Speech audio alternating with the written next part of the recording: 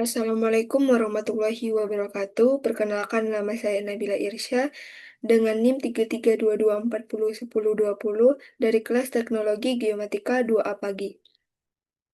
Nah, jadi kali ini saya akan menjelaskan materi tentang aplikasi GNSS dalam navigasi laut untuk penentuan posisi dan arah kapal. Selanjutnya, pendahuluan. Navigasi laut itu berbeda sama yang di darat. Kenapa? Karena laut tidak mempunyai patokan fisik seperti jalan atau rambu. Makanya teknologi seperti GNSS ini sangat penting agar kapal bisa mengetahui posisinya secara tepat dan cepat, terutama di laut lepas yang sangat luas. Selanjutnya, apa itu GNSS? Jadi, Global Navigation Satellite System adalah teknologi satelit yang digunakan untuk menentukan posisi, arah, dan waktu secara akurat di seluruh permukaan bumi. GNSS terdiri dari berbagai sistem satelit yang dikembangkan oleh beberapa negara seperti GPS, GLONASS, Galileo, dan Beidou. Nah, teknologi ini telah menjadi komponen penting dalam dunia navigasi karena tidak hanya di darat dan di udara, tetapi juga di laut.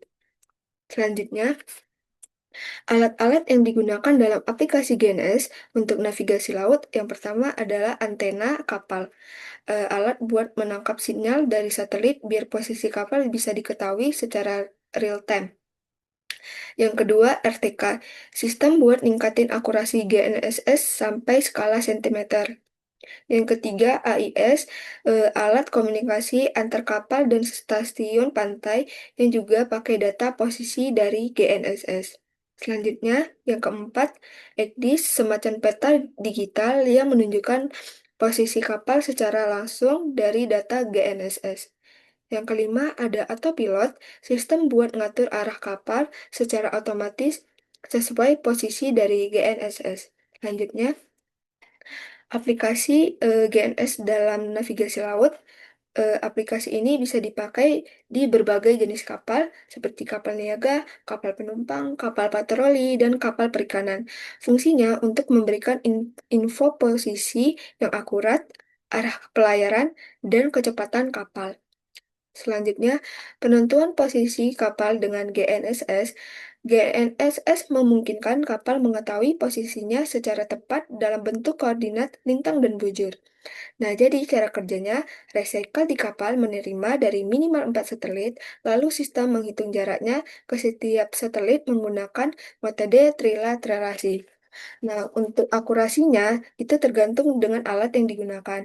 Kalau kita menggunakan GPS standar, sekitar 5-10 meter. Tetapi jika kita memakai DGPS atau RTK, bisa kurang lebih dari 1 meter. Nah, untuk kegunaannya, yang pertama itu untuk menampilkan posisi kapal di peta digital atau ECDIS. Yang kedua, untuk navigasi laut. Yang kedua, untuk navigasi lintas laut dan perairan terbatas. Nah, yang ketiga, untuk memantau pergerakan kapal secara real time.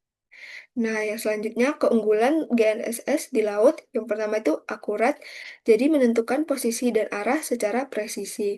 Yang kedua, real time. Informasi diperbarui setiap detik. Yang ketiga, global, bisa digunakan di seluruh dunia atau di mana saja. Yang keempat, navigasi otomatis, mendukung autopilot dan kontrol arah otomatis keamanan, meningkatkan keselamatan pelayaran.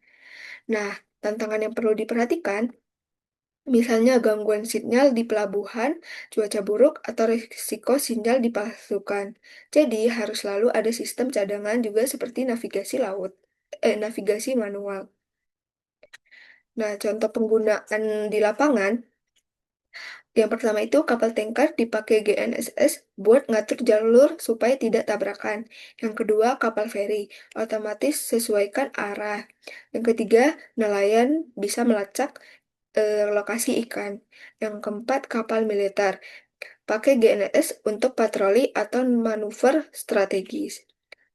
Nah, selanjutnya kesimpulannya, jadi GNSS sudah jadi teknologi wajib dalam navigasi kapal modern karena tidak cuma membantu menentukan posisi dan arah kapal, tetapi juga jadi tulang punggung sistem navigasi digital seperti aktif dan autopilot. Jadi intinya teknologi ini bikin pelayaran jadi lebih aman, hemat waktu, dan lebih gampang dikendalikan. Baik, cukup sekian materi yang bisa saya sampaikan mengenai aplikasi GNSS di bidang navigasi. Kurang lebihnya mohon maaf. Wassalamualaikum warahmatullahi wabarakatuh.